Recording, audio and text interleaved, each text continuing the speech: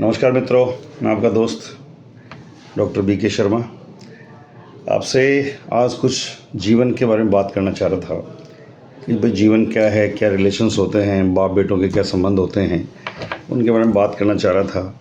Family के head होने के नाते आपके क्या दायित्व हैं। आप मान लीजिए परिवार के बड़े हैं, तो आपकी भी कुछ जिम्मेदारियाँ होती हैं, और यदि आप एक बेटे हैं तो आपकी बड़ी जिम्मेदारी है। फैमिली में संबंध बहुत ही मजबूत होते हैं। एक पिता अपने बेटे के लिए सब कुछ करता है। वो ये चाहता है कि मेरा बेटा बहुत ही अच्छी तरक्की करे। उसने जीवन में जो कुछ नहीं किया होता है वो अपने बेटे के ज़रिए करना चाहता है। कई बार हम मान लीजिए, मैं खुद ही हूँ, तो मैं खूब मेहनत करता हूँ। मेहनत किया, मैंने स्टडी की, और जब शादी हो गई उसके बाद बच्चे हो गए। अब उस बच्चे की परवरिश भी करनी है, आपको डेवलपमेंट भी करना है, और ये सब पैरेलल चलता रहेगा। कुछ थोड़ा समय कम मान लीजिए दे पाते हैं बच्चों के लिए, लेकिन समय देना ज़रूरी है। मैंने यही फील किया है कि समय परिवार में देना ज़रूरी है। बच्चे बड़े हो रहे हैं, बच्ची बड़ी हो रही है, आपकी पत्नी है, आपकी फैमिली है, साथ में माँ और बाप होते हैं।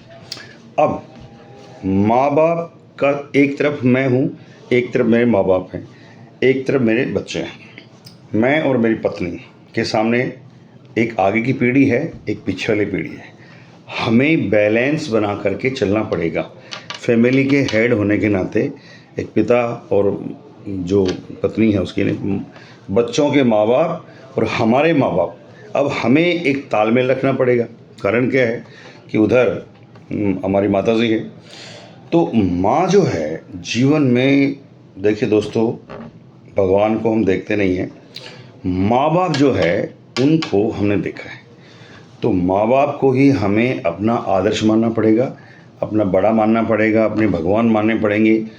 पूजा के लिए मैं नहीं कह रहा हूँ कि उनकी पूजा करनी है, कोई बात नहीं है, लेकिन माँ को एक रिगार्ड देना है, सम्मान देना है। उनके दिल को दुख नहीं होना चाहिए, क्योंकि ज़्यादा हम कनेक्ट माँ से होते हैं। पिता जो हमारा है उससे हम फॉर्मल कनेक्ट होते हैं, दिल में सम्मान तो वही है।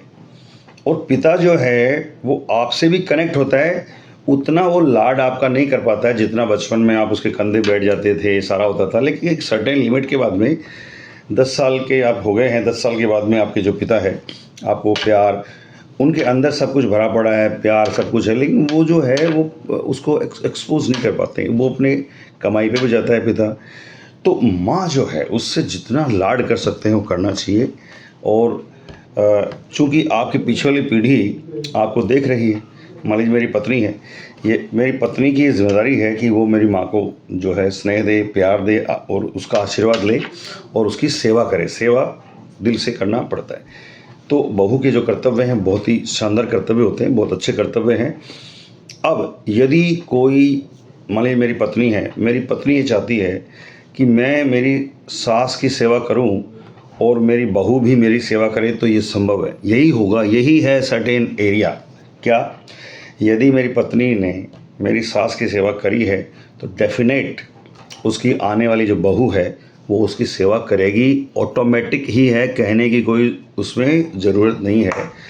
तो यदि कोई भी महिला ये चाहती है कि मेरी बहू मुझे सास माने, तो आपको भी अपनी जो सास है उसको सास मानना होगा। मानने का मतलब है उसकी वही सेवा करनी पड़ेगी। बच्चे घर में माँ बाप को, अपने माँ बाप के साथ जो रिलेशंस होते हैं वो देखते हैं, और वो देखते हैं, वो सीखते हैं। किसी को हम लिख करके समझाएं उसकी बजाय हम वही चीज़ें करेंगे जो हमें पसंद होती हैं, वही चीज़ें हमें अपनानी हैं जो हमारे माँ बाप को पसंद होंगी। तो हमें भी अपनी औलाद वैसा ही प्यार देगी, वैसा ही सम्मान देगी। ये सारा जीवन का एक मूल्य है दोस्तों। तो मेरे मन में ये चीज़ें रहती हैं। क्योंकि मैं अभी जयपुर रहता हूँ, पहले सीकर थे हम लोग, जयपुर आ गए हैं। जयपुर में मैं पहले लेक्चरर था, उसके बाद प्रिंसिपल, और आगे की जो प्रक्रिया, अब मैंने VRS लेकर के, और आजकल मैं दोस्तों JDS RERA registered property advisor का भी काम कर रहा हूँ। तो गोकुल कृपा रियासत हमारा एक ग्रुप है जो कि गेटेड टाउनशिप में प्लॉट ज़मीन उपलब्ध करवाता है। सब कुछ सुविधाएं उसमें होती हैं। जयपुर, अजमेर, कोटा, किशनगढ़ और नवी मुंबई में हम लोग ये सारा काम कर रहे हैं। और आपके आशीर्वाद से दोस्तों, भगवान की कृपा से बहुत सिस्टमेटिक तरीके से आई थिंक 2-3 दिन में ही एक प्लॉट सेल हो जाता है और बहुत अच्छा काम चल रहा है। तो आपसे निवेदन है कि इसे लाइक करिए, सब्सक्राइब करिए चैनल को। आपको बेस्ट से बेस्ट मोटिवेशन की चीज़ें मिलती रहेंगी। मैं मोटिवेशन का फैमिली के संदर्भ में बच्चों के लिए, आपके बच्चे अगर पढ़ते हैं तो मैं उनके लिए बेस्ट मोटिवेटर रहूँगा, क्योंकि मैं फ़िज़िक्स में रहा हूँ। तो वैसे ही बच्चे जुड़ेंगे मुझसे, तो इसको आगे से आगे भिजवाइए। यदि आप एक पिता हैं, आपका बेटा 11th-12th में पढ़ रहा है, इसके साथ ही आप चाचा हैं, आपके भतीजा भतीजी पढ़ रही हैं, बुआ हैं, तो कोई जो भी आपके रिलेशंस में 11वीं-12वीं में जो बच्चा पढ़ रहा है, डॉक्टर बनना चाहता है, इंजीनियर बनना चाहता है, तो मेरा चैनल सब्सक्राइब कर दीजिए। तो आपको मेरे बेस्ट मोटिवेशन की क्लासेस मिलती रहेंगी। जल्दी ही मैं 11th-12th फिज़िक्स का भी स्टार्ट करने वाला हूँ। तो मोटिवेशन और फिज़िक्स की क्लासेस, और एक मेरा जो पार्ट चल रहा है JDA रेरा रजिस्टर्ड टाउनशिप के लिए, आपके साथ मिलता रहूँगा। थैंक यू दोस्तों। यदि मुझसे बात करनी है तो आपको 70 140 230 90 70 140 230 90 इस पर कॉन्टैक्ट करना होगा। मेरा सिडजी रियल एस्टेट का है, और आने वाले जल्दी समय में सिडजी जो साइंस सेंटर की जो आपकी बहुत सारी चीज़ें मैं आपको देता रहूँगा।